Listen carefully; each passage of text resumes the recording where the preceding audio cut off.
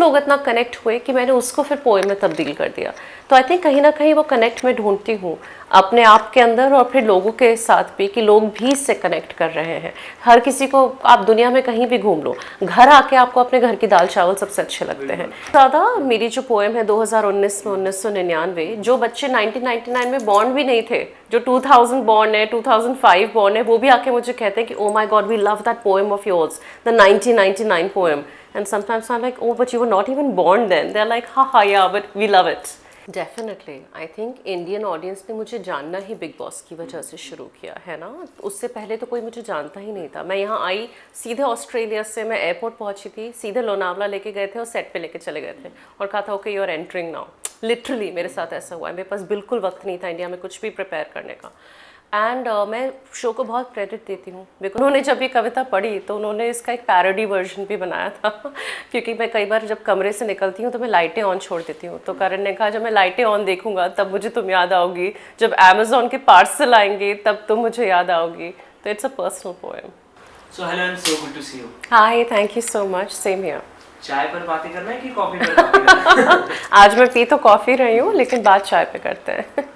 जिस तरीके की आपकी बातें हैं, आपकी भाषा, आपकी आवाज़ इतना कनेक्ट करती है लोगों को कि आपके लफ्ज़ जैसे निकलते हैं लोग अपने आप में यूजुअली क्या होता है कि लोग इमेजिन करने लगते हैं अपने आप को। तो अगर आपसे पूछा जाए कि व्हाट डू यू थिंक आपकी मेन यूएसपी क्या है, तो क्या कहेंगी आप? आई थिंक यूएसपी वही है जो आपने कहा। मैं वही बातों के बारे में लिखती हूँ और बात करती हूँ जिन बातों में मैं सचमुच में बिलीव करती हूँ, जैसे अच्छी चाय, अच्छी मोहब्बत, राइट, अच्छे सोशल इश्यूज जिनके बारे में मैं बात करती हूँ। तो मैं मानती हूँ कि जहाँ कविताओं की बातें आती हैं, नज़मों की बातें आती हैं, स्टोरी टेलिंग की बात आती है, वहाँ आपका जो ईमान है वो आपका सबसे बड़ा इनाम होता है। तो आपकी ऑनेस्टी झलकनी चाहिए। आई थिंक जिस मोमेंट में मैं ये बात समझ गई कि मुझे ऑनेस्ट कविताएं लिखनी है, ऑडियंस अपने आप रिलेट करने लग जाएंगे। अगर आप खुद फेक कर रहे हैं, खुद आप वायरल होने के लिए लिख रहे हैं, या खुद आप एक ऐसी चीज़ लिख रहे हैं जो आपको पता है कि मैं खुद इसमें विश्वास नहीं रखती, तो लोग सबसे पहले पकड़ लेंगे। बट एज एन पोएट ये काफ़ी टफ होता है कि लोग आपको और सुने, आपको और समझे। तो एज एन पोएट आप क्या ऑब्जर्व करती हो जो आपकी लिखावट में इतनी शार्पनेस आती है, जो लोगों को और पसंद आती है? तो मैं सिर्फ उन्हीं चीज़ों के बारे में लिखती हूँ जो चीज़ें मैंने जी है, राइट, जिन चीज़ों को मैंने खुद महसूस किया है, खुद एक्सपीरियंस किया है। और उसमें कोई छोटी सी एक ऐसी चीज़ होती है जो मेरे दिमाग में या जहन में आ जाती है, फिर वो थोड़े टाइम रहती है, कभी कभी एक दिन, कभी एक महीना, कभी कभी एक साल, और उसके बाद फिर मैं उसको पेपर पे उतारती हूँ। तो आई थिंक वो जो एक ऑब्जर्वेशन, जैसे 2019 में मैं 1999 ढूंढ रही हूँ, ये मेरी इंस्टाग्राम की एक फ़ोटो में मैंने कैप्शन लिखा था, वो कैप्शन से लोग इतना कनेक्ट हुए कि मैंने उसको फिर पोएम में तब्दील कर दिया। तो आई थिंक कहीं ना कहीं वो कनेक्ट मैं ढूंढती हूँ अपने आप के अंदर और फिर लोगों के साथ भी, कि लोग भी इससे कनेक्ट कर रहे हैं। हर किसी को, आप दुनिया में कहीं भी घूम लो, घर आके आपको अपने घर की दाल चावल सबसे अच्छे लगते हैं, है ना। और ये सिर्फ मेरी फीलिंग नहीं है, ये हम सबकी फीलिंग है। तो मुझे पिछले कुछ सालों में, 7-8 साल में पोइट्री लिखते हुए यही समझ में आया है कि हम सब एक जैसे हैं।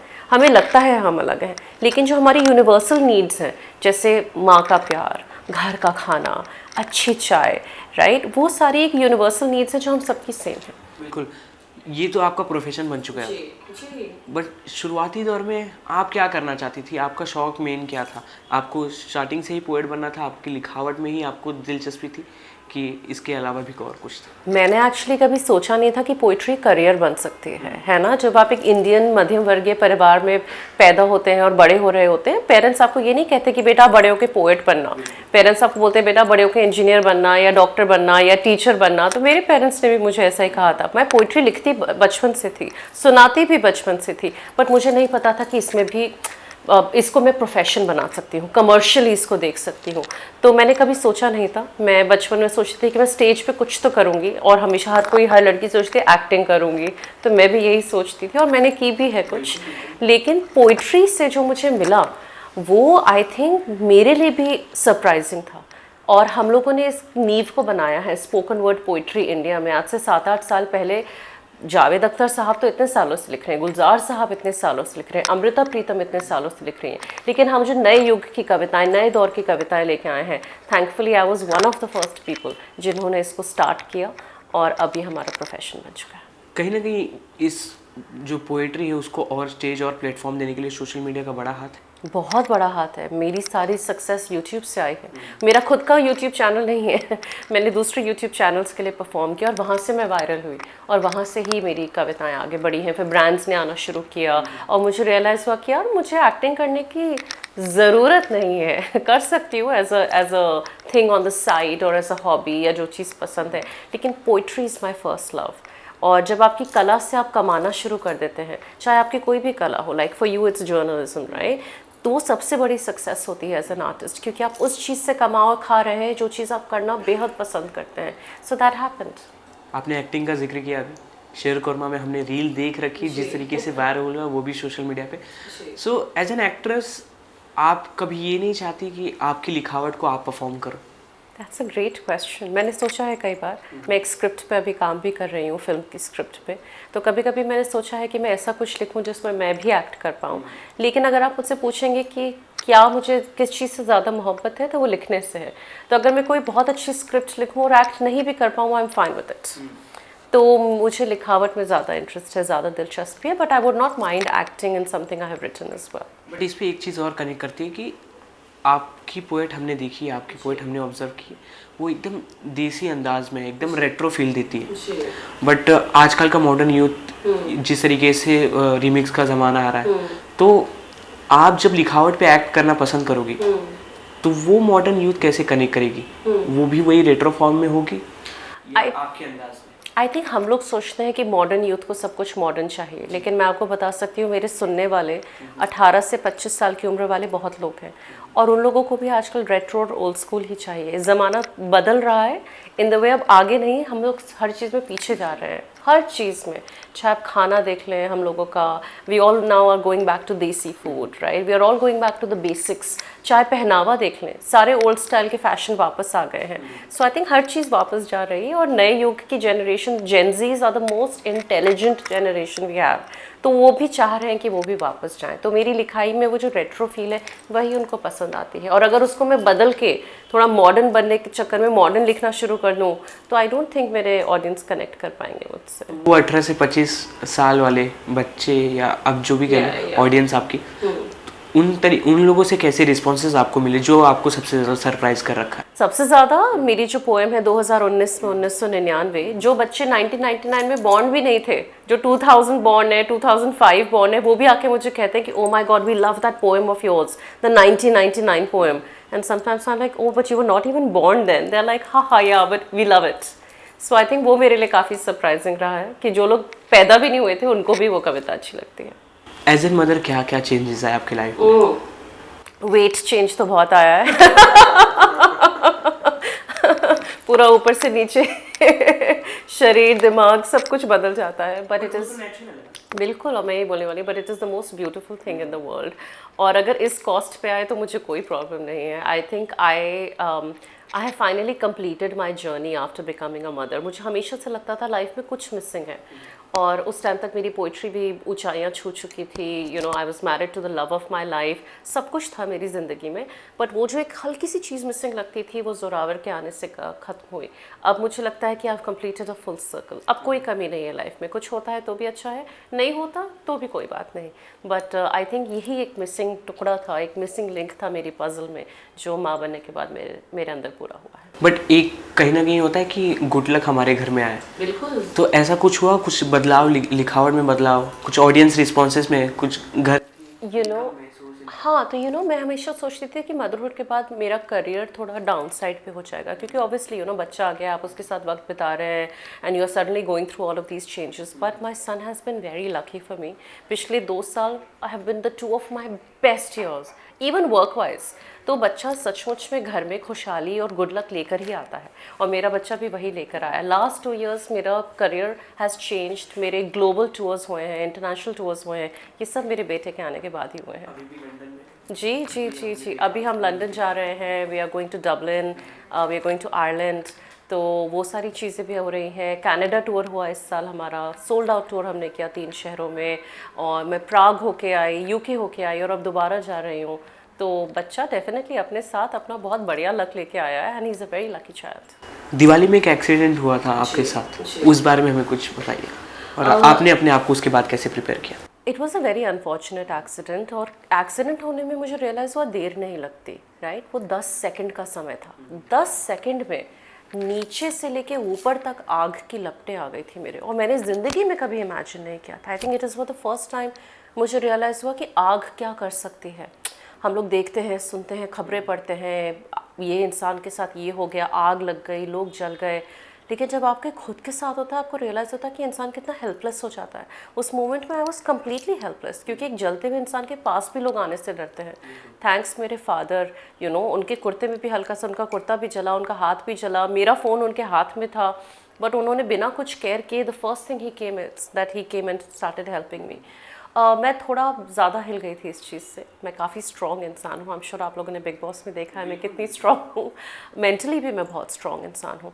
बट आई थिंक उस इंसिडेंट से ऑल्सो बिकॉज मेरा बेटा मेरी मम्मा की गोद में था और मुझे लगा कि उसने देखा है ऐसे, मैं बहुत ज़्यादा हिल गई थी। It took me a few days, लेकिन मुझे ये रियलाइज़ हुआ कि भगवान ने एंड ऑफ द डे मुझे बचाया, राइट? और मुझे उस चीज़ पे ज़्यादा फोकस करना चाहिए, रादर दैन कि मैं ये सोच के हाय मेरे साथ ऐसा क्यों हुआ, ये हुआ, ये हुआ, ये हुआ। मुझे फोकस करना चाहिए कि इतना कुछ होने के बाद भी I have survived with only superficial injuries. 2-3 injuries मेरे बैक पे आई, but that was hardly anything. यही मेरा अगला सवाल था कि इतने सारी चीज़ें होने के बाद जब हमें ऐसा लगता है कि अरे ये चीज़ मेरे साथ हो गया, बट आपने जैसा कहा कि बहुत बड़ी बात है कि मैं सेफ हूँ, आप शुक्रगुजार हो।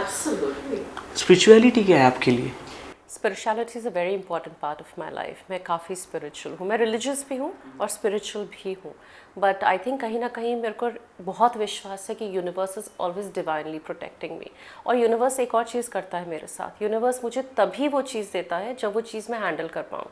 लाइक इवन मेरा जो फेम और सक्सेस भी आई है, मुझे लगता है वो लाइफ में लेट इसीलिए मेरे पास आई क्योंकि उससे पहले मैं प्रिपेयर्ड नहीं थी। अगर यही चीज़ अर्ली 20s में मैं करने लगती शायद मैं नहीं संभाल पाती। तो ये सब मेरे साथ 30s में हुआ, मदर भी मैं 30s में बनी, this accident also happened to me now. I think universe देख रहा होता है कि is Priya ready for this, चाहे वो ब्लेसिंग हो चाहे वो मिसफॉर्च्यून हो, it is always checking whether I am ready to handle. तो I love the way the universe works. बिल्कुल, और इसीलिए आपको और सक्सेस मिल रही है और मिलती रहे हमेशा। Touch wood. अब बिग बॉस की बात करते हैं। आई एम श्योर, बताइए। सीजन 9 में आप थी जी। सीजन 19 कंप्लीट हो चुका। 10 साल या।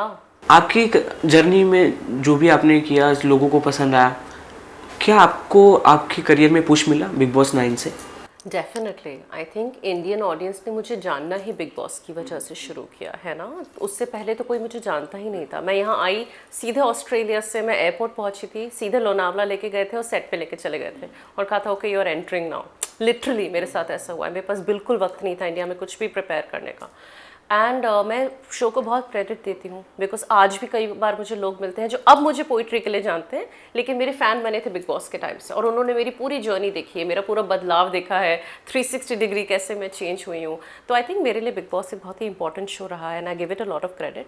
हाँ, लेकिन बिग बॉस के बाद पोएट बनना थोड़ा मुश्किल होता है बिकॉज लोग हमेशा आपको बिग बॉस की नज़रों से देखते हैं। तो पहले 1-2 साल लोगों को लगता था कि मैं खुद नहीं लिख रही हूँ, मैं किसी से लिखवा के आगे पढ़ रही हूँ, तो वो सब मेरे लिए डिफिकल्ट था। एंड पीपल वर लाइक अरे ये कैसे पोइट बन गई, कल तो ये लड़ रही थी प्रिंस के साथ, आज ये पोइट्री कर रही है। तो वो थोड़ा सा डिफरेंट था, but I think social media से मैंने बहुत चेंज किया अपनी इमेज एंड फाइनली मैं लोगों को वो दिखा पाई जो मैं हमेशा से थी लेकिन कहीं खो गई थी। आपके सीजन में से कौन कौन से कंटेस्टेंट से अभी भी आप कनेक्टेड हो? कीश्वर एंड आया वेरी वेल कनेक्टेड। अभी कीश्वर के बच्चे के बर्थडे में मैं होके आई हूँ, अब हम दोनों माएँ हैं, तो एक बहुत प्यारा कनेक्ट है हम लोगों का। तो उससे तो मैं हम 100% कनेक्टेड हूँ कीश्वर और सुयश से। बाकी सबसे भी बात होती रहती है, इवन प्रिंस और युविका से भी बात होती रहती है। विकास भल्ला मेरे काफ़ी अच्छे दोस्त हैं सीजन से। तो ये कुछ लोग हैं जिनसे अभी भी मैं टच में हूँ। Keith and Rochelle as well, या सीजन की विनर जो प्रिंस है वो जी भी हाल ही में बने हैं। जी जी जी जी विशेष आपने दी उन्हें? बिल्कुल बिल्कुल बिल्कुल। मेरी और युविका की बात हुई थी जब एकलीन बॉर्न हुई थी and I congratulated them and she is very cute. और 1-2 बार इवेंट्स वगैरह पे भी हमारा मिलना हो जाता है, so my best wishes are always with them of course. Bigg Boss 19 हाल ही में खत्म हुआ है अभी। गौरव खन्ना विनर रहे सीजन के। कहीं ना कहीं लोगों का ये भी कहना है कि वो फेस रहे, टेलीविजन फेस रहे, पॉपुलर फेस रहे, ये काफ़ी अनफेयर है उनका जीतना पहले से फिक्स है। तो ये सारी चीज़ें आप जब सुनती हो as a contestant Bigg Boss 9 की, तो बिग बॉस जर्नी आपने भी देखी है, तो ये कितना सही होता है ऑडियंस का इस तरीके से किसी पर इल्ज़ाम लगाना? देखिए, टीवी फेस का जीतना is a very common thing. हाँ, प्रिंस भी हमारे सीज़न में जीता था बिकॉज उसने स्प्लिट्सविला रोडीज से ऑलरेडी अपना फैन बेस बनाया हुआ था, और ये जीत में किसी से ले नहीं सकती कि वो ये इंसान इस वजह से जीत गया। उस इंसान का करियर रहा है टीवी में। मैंने नज़र शो किया था आज से कुछ साल पहले, लिटरली 15 दिन का कैमियो किया था, राइट। आज भी लोग आके मुझे कहते अरे आप डोला हो ना, अरे आप दुकायन हो ना, अरे वी लव्ड। लोगों को याद रहता है TV is the most important medium in our country. So it's good, अगर वो जीते तो उन्हें अच्छा है। Was he my favourite contestant? No, मैंने थोड़ा बहुत सीजन देखा है, but I am happy that he won. कौन था? मैंने थोड़ा सा सीज़न देखा था शुरू में। I really liked Konika, I really liked her. Farhana मुझे बाद में रील्स वगैरह देख के अच्छी लगी थी, लेकिन जो मैंने फर्स्ट फ्यू एपिसोड्स देखे थे उनमें मैं उनको इतना नहीं समझ पाई थी। But it was a very interesting season with a very interesting mix of people. Yes yes coming back to poem, yes. मैं पर्सनली बहुत सुनता हूँ आपको, हाउ स्वीट, काफ़ी अच्छा लगता है मुझे। Thank you. और जो मेरा फेवरेट है उस पे थोड़ा सा चर्चा में बताइए। कि दो चीज़ें, एक कि मैं जानना चाहती हूँ कि मेरे जाने के बाद तुम मुझे किस तरह याद करोगे। मैं जानना चाहती हूँ कि मेरे जाने के बाद तुम मुझे कैसे याद करोगे? कविताओं में, टुकड़ों में, हिस्सों में, या किस्सों में याद करोगे? जी। शादी के पहले कहा है आपने किसी को? Actually you will not believe, ये कविता मैंने अपने हस्बैंड को सोच के लिखी थी। हस्बैंड को? जी, बिकॉज कई बार जब हम लोग की लड़ाई होती है तो मैं हमेशा करण से कहती हूँ कि जब मैं नहीं रहूँगी ना, लाइक ज़िंदगी में तुम्हारे, you know when I pass away, तब तुम याद करोगे मुझे, क्योंकि मैं तुम्हें कभी नहीं छोड़ूंगी, तुम्हें हर जगह में दिखाई दूंगी, हर तरफ तुम्हें मेरी याद आएगी। तो ये मैंने उनको सोच के लिखी थी कविता। Would you believe that? या और उन्होंने जब ये कविता पढ़ी तो उन्होंने इसका एक पैरोडी वर्जन भी बनाया था। क्योंकि मैं कई बार जब कमरे से निकलती हूँ तो मैं लाइटें ऑन छोड़ देती हूँ, तो करण ने कहा जब मैं लाइटें ऑन देखूंगा तब मुझे तुम याद आओगी, जब अमेज़ॉन के पार्सल आएंगे तब तुम मुझे याद आओगी। तो इट्स अ पर्सनल पोएम। आपका दूसरा ये है कि एक तरफा प्रेम कभी पूरा नहीं होता। जी, ये आपने कहा है, जी, ये आपने फील किया है कभी? बिल्कुल। आई थिंक हम सब ने ज़िंदगी में एक बार एक तरफा प्रेम किया है, हम सब ने। और जिसने नहीं किया, मैं मानती हूँ कि उसका प्रेम मुकम्मल नहीं रहा होगा। हमें हर किसी को एक तरफा मोहब्बत होती है ज़िंदगी में एक बार, लेकिन एक तरफा मोहब्बत कभी पूरी नहीं होती, और ये बात समझना बहुत ज़रूरी है, स्पेशली आजकल के यूथ के लिए। कि आपने ये भी कहा कि एक तरफा प्यार कभी पूरा नहीं होता, तो क्या आपने कभी फील किया है, कभी आपने ऑब्जर्व किया है? जी, इसीलिए उसको एक तरफा कहते हैं ना, क्योंकि वो कभी पूरा नहीं होता। प्यार पूरा तब होता है जब प्यार दोनों को होता है, दो तरफ से होता है।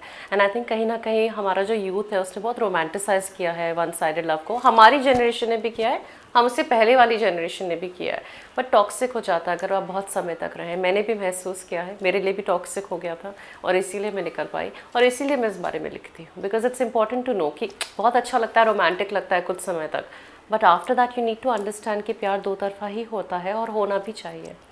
तो इस युग में काफी होता है, अभी काफी नॉर्मलाइज हो चुका है। Yeah. ये अलग-अलग जो नाम निकल चुके हैं, Yeah. Situationship, Yeah. कॉन्सेंट, ये सब, आप कैसे देखती हो ये सारी चीजों को? और अगर प्यार का मतलब आपको समझाना रेट्रो स्टाइल में, यस, अपने स्टाइल में, यस। तो कैसे समझाना?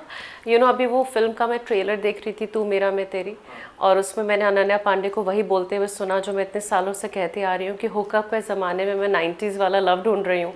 और मुझे लगा अरे ये मेरी पोएम से इंस्पायर्ड, धर्मा प्रोडक्शंस भी हमारी पोएम से इंस्पायर्ड हो गया है। तो मैं यही बोलूँगी कि सिचुएशनशिप्स के ज़माने में भी मैं ओल्ड स्कूल रोमांस ही ढूंढ रही हूँ, और मुझे ऐसा लगता है कि सिर्फ मैं ही नहीं, आप भी ढूंढ रहे होंगे, आप भी ढूंढ रहे होंगे, आप भी ढूंढ रहे होंगे। Because at the end of the day हम सबको वही चाहिए होता है। और आजकल की जो जेंजी जनरेशन है, मैं मानती हूँ वो बहुत सारे लोगों को डेट करते हैं, सिचुएशनशिप्स में जाते हैं, टॉक्सिक रिलेशनशिप, ओपन रिलेशनशिप, क्या क्या नहीं करते, लेकिन अंत में हम सब वहीं आते हैं, घर आते हैं। दुनिया गोल है और हम सब गोल चक्कर लेके वहीं आएंगे और वहीं मिलेंगे। तो इसीलिए मैं मानती हूँ कि old school love is the best kind of love. Oh, प्यार क्या है? प्यार परवाह है। जब आप किसी चीज़ की परवाह करने लग जाएं कि अरे इसको कैसा लगेगा, ये ठीक है, इसने खाना खाया, ये पहुँच गया। प्यार हमेशा परवाह होता है, और ये पता है सबसे पहले हम किससे सीखते हैं? अपने माँ बाप से। क्योंकि जितनी परवाह हमारे माँ बाप हमारी करते हैं तब कोई नहीं करता। जब हमारी शादी हो जाती है, हमारा लाइफ पार्टनर, तब वो परवाह करना शुरू करते हैं, फिर हम बच्चों की अपनी परवाह करना शुरू करते हैं। तो again it's a full circle. तो प्यार परवाह है। आपने जैसे ही आप पोएम करती हो, ऐसा फैन मोमेंट कोई हुआ है जो आप शेयर करना चाहो? बहुत सारे फ़ैन मोमेंट्स हुए हैं, लोग मुझे देख के रोए हैं शोज़ पे आके, गले लगे हैं, लोग गिफ्ट्स लेकर आते हैं शोज़ पे, और ये बहुत टचिंग मोमेंट होता है बिकॉज लोगों ने मुझे आके बोला है मैंने अपनी बेटी का नाम प्रिया रखा है because I love your poetry. तो ये सब बहुत बड़ी चीज़ें हैं मेरे लिए। एंड यू नो जब मैंने बिग बॉस किया था तो लोग मुझे इसलिए जानते थे कि मैं प्रिया मलिक हूँ। आज मुझे लोग इसलिए जानते हैं क्योंकि मैं कविताएं लिखती हूँ। तो दो तरह का फेमस होना होता है, एक कि लोग आपको जानते हैं कि आप कौन हो, दूसरा लोग जानते हैं कि आप क्या करते हो। कौन होना बहुत आसान है, आज मैं अपने सोशल मीडिया पे कोई भी अतरंगी रील डाल दूंगी और कोई लोग कहेंगे अरे ये प्रिया मलिक है, राइट। लेकिन अपने काम के लिए, अपनी कला के लिए फेमस होना बहुत मुश्किल है, और मैंने रास्ता अपने आप पूरा किया है उसके लिए। I feel very good about that कि अब मैं एयरपोर्ट्स पे लोग आते हैं, लोग ये नहीं कहते अरे आप वो ना बिग बॉस वाले जो लड़ते रहते थे लोग आके कहते हैं अरे आप वो हो ना जिन्होंने वो प्यार इश्क मोहब्बत वाली कविता लिखी है। तो वो मुझे बहुत अच्छा लगता है। ये इमेज बदलने में काफ़ी बहुत वक्त लगा, ऑलमोस्ट 2 साल लगे मुझे अपनी इमेज बदलने में। यस। इंडस्ट्री में से किसने आपको सपोर्ट किया, किसने आपके काम को सराहाया, जिसे आप अपना पोएम सुनाती हो और आपके शोज़ में आते हैं? जी। कोई ऐसे नाम, कोई उनके किस्से? इंडस्ट्री में बहुत लोगों ने मुझे सपोर्ट किया। आई थिंक बहुत दिग्गज बॉलीवुड के लोग भी हैं जिन्होंने मेरा काम फॉलो किया है, मेरा काम देखा है। आयुष्मान खुराना मेरा काम फॉलो करते हैं, सुष्मिता के शो के लिए मैंने लिखा था, उन्होंने मेरे काम के लिए ट्वीट किया है। एकता कपूर के बहुत सारे शोज़ के लिए लिख चुकी हूँ। तो आई थिंक इंडस्ट्री में ऐसे बहुत लोग हैं जिन्होंने बहुत सराहा, बहुत अच्छा। शबाना जी ने, जब मैं उनके साथ शीर कोरमा में काम कर रही थी, जावेद साहब ने मेरी कविताएँ सुनी हैं जश्न रेख्ता पर। तो आई थिंक सब लोग बहुत ही एक्सेप्टिंग और बहुत ही लविंग है, और कई बार तो इतने बड़े नाम होते हैं कि मुझे विश्वास नहीं होता कि अच्छा आप भी सुनते हो मेरा काम। तो दैट्स रियली लवली जब ऐसा होता है। बट आई थिंक यही है पावर ऑफ सोशल मीडिया। और ये सिर्फ मेरे लिए नहीं, अगर कल को कोई अभी यंग 18 साल का बच्चा भी एक अच्छी कविता रिकॉर्ड करके आगे डाल दे, यू नेवर नो कि उसकी जर्नी कहाँ जाए। तो आई थिंक ये मेरा सबसे बड़ा मैसेज है यूथ को कि अपना काम आगे बढ़ाने के लिए you have to take that first step. या जैसे अब आपको लोग सुनते हैं, आपसे लोग सीखते हैं, जी। क्या आपने किसी को देखकर सीखा है? Who is your ideal?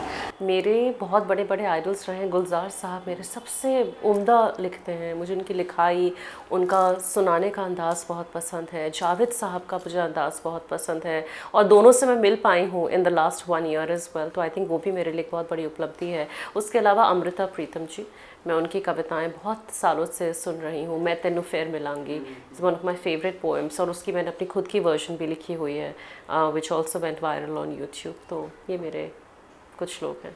एक ऐसा ड्रीम होता है ना कि मैं अपनी लिखावट पे इनको एक्ट करते देखूं, तो ऐसा कोई है आपके बकेट लिस्ट में? That's a very good question. तो आई थिंक ऐसे अगर एक्टर्स को देखा जाए तो मुझे बहुत अच्छा लगेगा अगर शाहरुख सर किसी दिन मेरी कविताएं रिसाइट करेंगे, अपने तरीके से सुनाएंगे, बिकॉज उनका सुनाने का अंदाज़ बहुत प्यारा है। So I would love to write a poem for him someday. आपका पर्सनली आपका फेवरेट पोएम क्या है? फेवरेट, मेरी अपनी फेवरेट पोएम, मेरी अपनी फेवरेट पोएम होगी, एक्चुअली काफ़ी सारी हैं जो मुझे पसंद है, और कुछ ऐसी भी जो मुझे बिल्कुल पसंद नहीं है।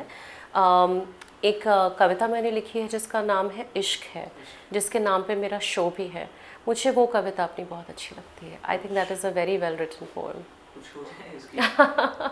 इश्क है कि कुछ लाइनें आपको सुनाऊं। उर्दू ज़ुबान में एक लफ्ज़ है जिससे कहते हैं तवक्कुल।